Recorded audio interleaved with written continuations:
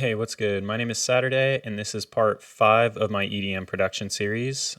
Today, we are going to be talking about compression, the different types, and how to use it. So for this example, we're going to use this synth pluck because it'll be easier to demonstrate. So let me just solo this out real quick. I'm going to pull the gain down on this. So to kind of demonstrate what compression does, I'm going to render out this MIDI file. So I'm going to hold Control and press B with that region selected. I'm just going to leave the track because I don't want to delete it and make a new track. And I will solo this now. What compression does is it controls the dynamic range of a sound. When people say dynamics, they're talking about your highest peak here to your lowest peak. So that's your dynamic range, how loud things get to how quiet they get. What compression aims to do is to kind of normalize everything. So it aims to reduce these transients a little bit and bring the volume of the quieter bits up. That's like the most basic form of compression. There's a bunch of different types of compression as well. There's compression, limiting, clipping, distortion, saturation. All of these are forms of compression, and in general, they just refer to how aggressive the compression is. To get the basics for compression understood, I'm going to open up Pro C2. This is my favorite compressor. It's by FabFilter. The reason I like Pro C2 so much is it's just kind of easy to use, and I also have some emulations I made in here that kind of copy popular compressors. So I really like this one. It's a very good visual compressor. All compressors are going to have the same couple of functions. So you're usually going to have an attack time, a release time, a ratio, and a threshold. So your threshold tells the compressor where to start compressing at. So if I have this all the way at 0 dB, you'll notice this sound is not even reaching close to there. So I have to pull this threshold down for it to start compressing. And you'll notice this little line here. Once it starts going, hitting these transients, you'll see it start turning red here, which indicates that compression's happening. So now we can see that kind of happening. We have compression going on, and the amount of compression is indicated here. So we're getting about 6 decibels of compression, somewhere in that range. So that's all threshold does. If your threshold isn't low enough, it won't activate. But this determines how much is getting compressed. It's essentially like your ceiling. Next up, you have your ratio, and this determines how aggressive that compression is going to be. Somewhere between the range of 2 and 6 for a ratio tends to be good for most purposes. If you're going anything 20 to 1 or over, that's considered to be limiting. It's pretty rare that I go above a 6 to 1 ratio, but again, like everything, sometimes things call for being more aggressive. So I'm gonna set this at 4 for right now. So I'm gonna pull the volume down to this a little bit. I'm gonna explain attack and release together because it's a little bit easier. These determine how quickly the compressor will grab the notes and how quickly they release the notes. A good rule of thumb is generally for more percussive sounds, such as this pluck, it's better to have a faster attack time and a faster release time. And for things that are more organic, like pianos or vocals, generally it's a better approach to have a slower attack time and a slower to medium release time. That's not necessarily always the case, but a lot of times that just gives really good results. I'm going to quickly dial in a couple of settings here. I'm just going to kind of wing it a little bit. So we have a fast attack, fast release.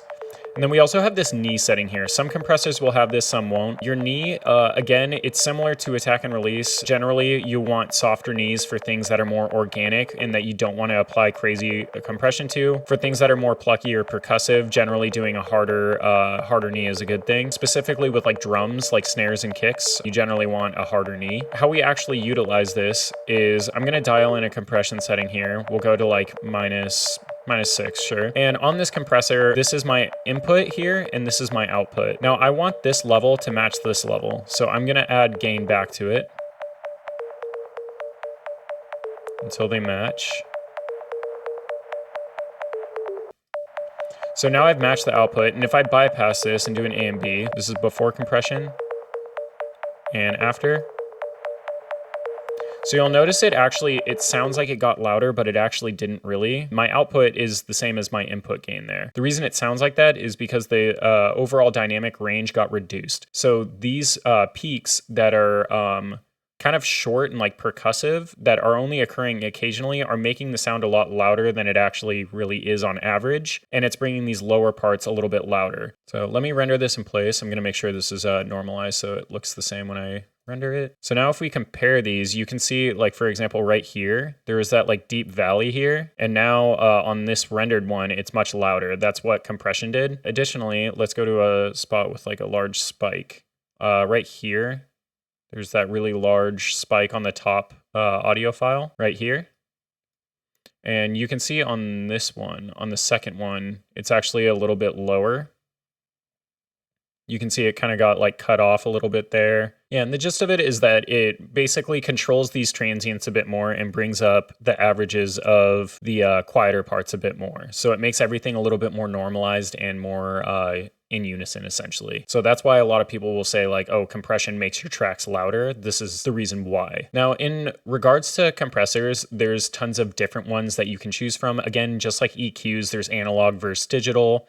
And they all have like the same pros and cons as I described about EQs. Again, analog is like just really expensive. They take up a bunch of space. They do sound like subjectively a bit better maybe, but the emulations in my opinion are still really good at copying that. They're significantly cheaper. They don't take up any space. So digital compressors for me are just a no-brainer. When I first started doing music production, I got super confused because people use so many different types of compressors. There's a couple of like very notable ones such as the 1176 or the LA2A, and there's a bunch of different types as well. There's like bus compressors, there's opto compressors. Now, the main thing to keep in mind about this is that their compressors are kind of like if you're having dinner and you have access to 3 different knives. You have like a butter knife, a steak knife, and a butcher knife, and someone hands you a steak and they say, here, like cut this steak. Out of the 3 tools you have available, you can probably cut the steak with any of the 3, but the steak knife is the best suited for that. Like a butcher knife is probably overkill, and a butter knife would probably not be the best option to do that. Compression's the exact same way. Some compressors are naturally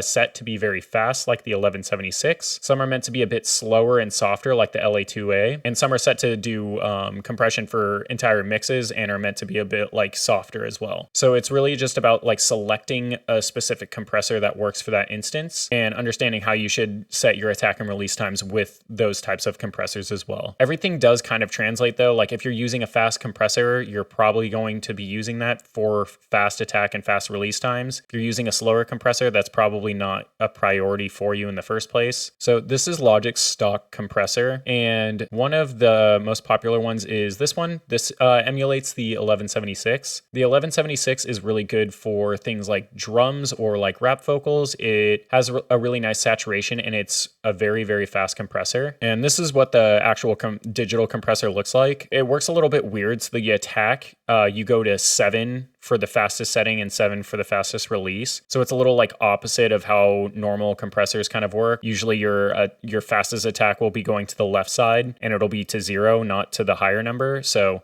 it's a little bit weird in that way, and you only have like an input and an output gain. There's no attack or release because it's already preset.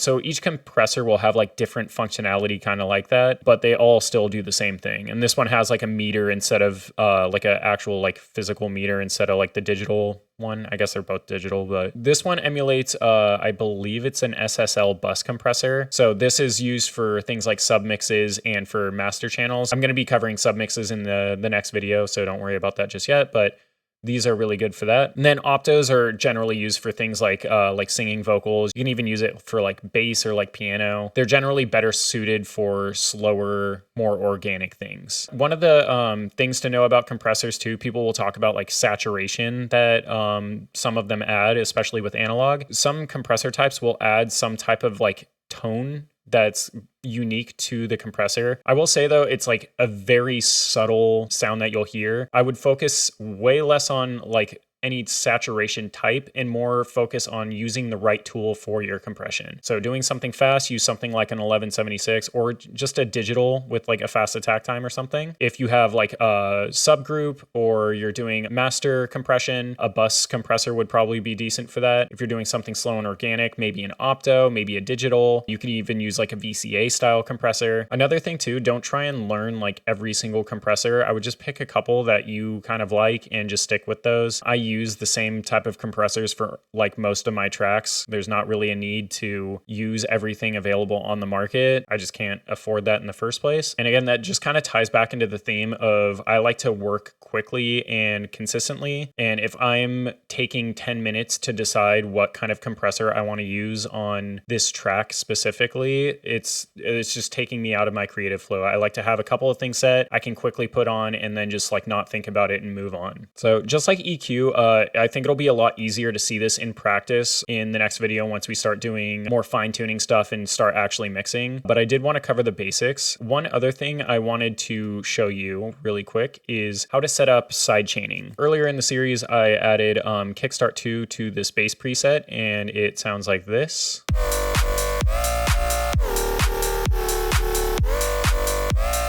So it's just like pumping the volume. Now I want to show you how to do this for free. I'm just going to use Logic's stock compressor for this. And this I know is the kick channel. I'm just going to name it like a crazy, insane name. I'm just doing that so it's like very long and apparent. So now in my compressor settings, I'm going to go into this mode called Sidechain, and I'm going to go to instrument because it's an instrument track. And again, the reason I do this, like you'll see it later on because we're going to be doing this a lot, but it'll just stand out a lot easier when there's like a menu of like 100 things to choose from. So I'm going to click that, and now I'm going to turn off auto gain. I'm going to turn off auto release. I'm going to set, we'll do like a 6-to-1. I'm going to have a hard knee, very fast attack, fast release, and I'm going to pull the threshold all the way down, and I'm just going to pull it until I can hear the pump. So let's pull this up until we start getting the pump.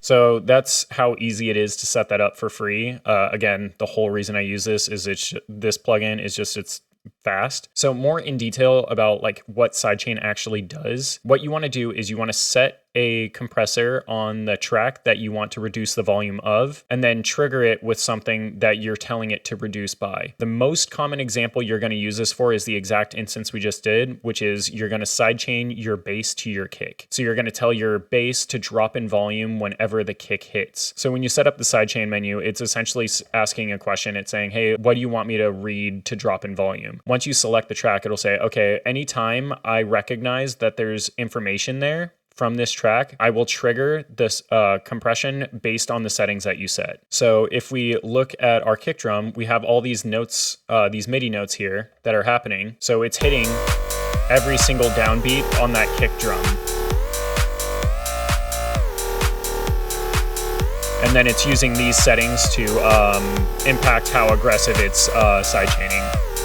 The reason why sidechaining is a very useful tool is not just for sound design, but it's also for a little bit of mixing as well. It's nice to use it as a way to have your kick break through the mix a little bit easier, especially with EDM. There's so much low end and so many basses going on. Your kick can get masked pretty easily behind all your basses and synths. So sidechaining is a way to just bring it more forward in the mix. I wouldn't recommend using this as like a mixing tool to like make your kick sound good, but more to have it pop out a little bit more. It's a better practice to just have your kick out of the way of your sub and your bass in the first place. So I'll kind of show you how to do that, but this is just a very useful tool to get your kick more present in the mix. There's tons of other types of compression. There's like parallel compression, multiband compression, clipping, limiting, saturation, distortion. We're going to be using all of those later on as well. I just wanted to go over what all of them are before we kind of deep dive and start messing around with them. So to kind of summarize up EQ and compression, there are analog and there are digital forms of these types of plugins. Although analog gear sounds really nice, the trade-off is that they're really expensive, they take up space, and they're slower to set up than digital gear is. For EQing, you want to try and listen to tones that sound bad rather than looking for problems. Avoid soloing when you're EQing, and consider how other pieces of your mix are going to fit in. And be careful using aggressive filters on the low end of your mixes. For compression, you have 4 main tools that you're going to use for it. Threshold will set your ceiling when it starts activating. Ratio is how aggressive it acts. Your attack and release is how quickly it grabs and releases the compression. And some will have a knee that you can set depending on how aggressive or soft you want the compression to apply. Don't get wrapped up in the types of saturation that some compressors can give. Focus more on picking 2 or 3 compressors that you like and know what they're best suited for. for. For example, an 1176 for drums or rap vocals, and something like an LA2A or a VCA for something organic like piano or maybe a bass guitar or some vocals. And finally, sidechain compression is really great for bringing something more forward in a mix, but be careful not to use that as a band-aid for a potential mixing mistake that you've made. This can kind of start to snowball problems for your entire mix, and it's better addressed at the source. So that's going to wrap up this video. In the next one, we are going to use everything we learned about EQ and compression and apply that to our kick drum and make our kick drum really pretty. Learning about this the first time is kind of overwhelming, but once we use it in practice in the next video, it'll make a lot more sense. Also, throughout the series, you're going to be exposed to this nonstop, so it'll start clicking really quickly. Thanks so much for watching. Like, subscribe, and I will see you guys in the next one. Tell me how you want it.